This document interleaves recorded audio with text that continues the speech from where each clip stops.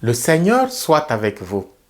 En ce 31e dimanche du temps ordinaire, Jésus monte d'un cran dans son enseignement.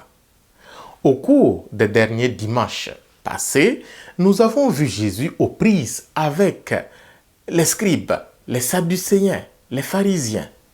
Ces derniers ont essayé de le coincer par tous les bouts pour lui créer des problèmes. Mais Jésus s'en est sorti à tous les coups. L'évangile de ce dimanche nous montre un Jésus qui, à son tour, fustige ses adversaires. Eux qui pensaient être intelligents et supérieurs à lui, ils se cherchent maintenant. En effet, le respect que le peuple leur accordait parce qu'ils sont les représentants de Dieu, ils s'en sont servis pour piétiner les pauvres du Seigneur, régnant sur les fidèles comme des potentats. Ils se pavanent en vêtements luxueux et se font appeler rabbi, maître, et exigent tous les titres ronflants, inspirant crainte et tremblement. Ainsi donc, ils se sont éloignés de leur mission et ont sali le nom du Dieu qu'ils représentaient. Tout à fait comme le décrit si bien le prophète Malachie, que nous avons écouté dans la première lecture. Maintenant, prêtres, à vous cet avertissement. Vous vous êtes écartés de la route. Vous avez fait de la loi une occasion de chute pour la multitude.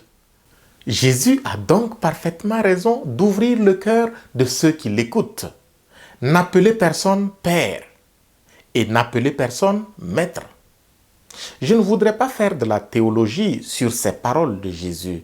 Elles sont tellement importantes que lorsque les fidèles m'appellent mon père, je frémis en moi-même.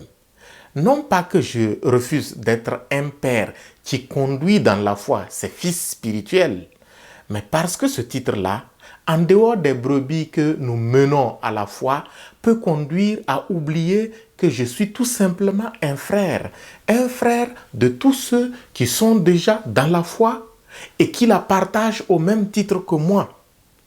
La théologie de la paternité du consacré est-elle vraiment comprise par les fidèles? Quand nous, consacrés, par tous les moyens, voulons la reconnaissance dans des appellations fanfaronnantes du genre révérend, révérendissime, monseigneur, excellence, éminence, sainteté et que sais-je encore, sommes-nous suffisamment conscients nous-mêmes que ces titres-là et appellations ne sont que de l'ordre de simples distinctions entre les brebis et leurs responsables, tous égaux dans la foi et devant Dieu l'unique Père et devant Jésus l'unique Maître? Voilà pourquoi tout religieux qui revendique ou exige ces appellations tombe automatiquement dans la vaine gloire décriée par Jésus aujourd'hui.